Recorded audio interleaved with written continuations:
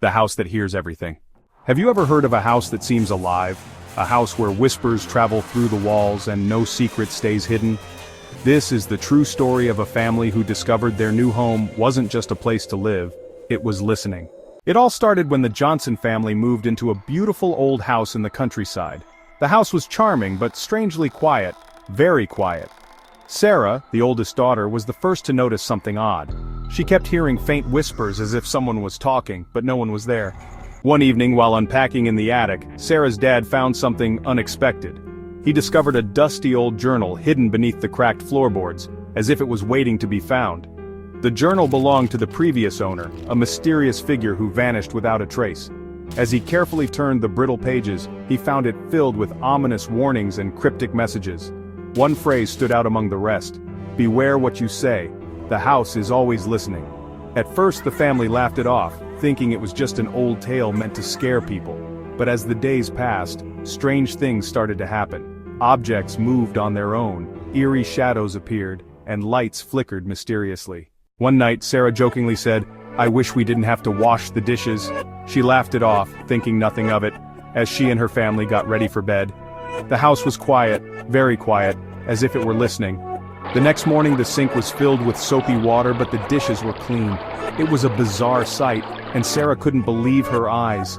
She called her family to see the strange event, and they all stood there puzzled. It was as if the house had heard her, and responded.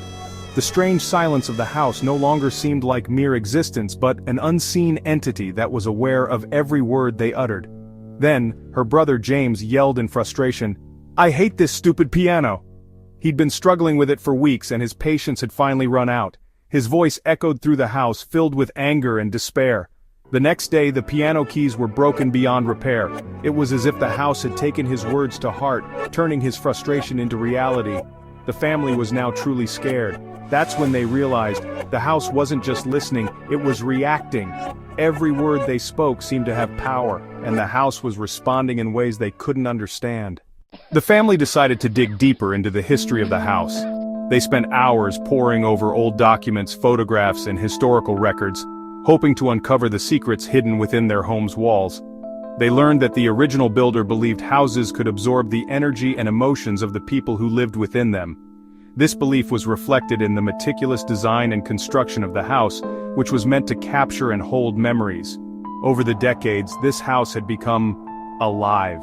It seemed to breathe with the memories of its former inhabitants, its walls whispering secrets and stories from the distant past. The whispers Sarah heard weren't just in her head. They were echoes of the past, the voices of those who once called this place home, now trapped within its walls. They were the voices of everyone who had ever lived there. Every whisper, every shadow, a fragment of a life once lived, now a part of the house's living memory, echoing through its halls as if they still resided within. As the house's actions grew more intense, the family decided to leave, but on their last night, they heard one final whisper: "Don't come back."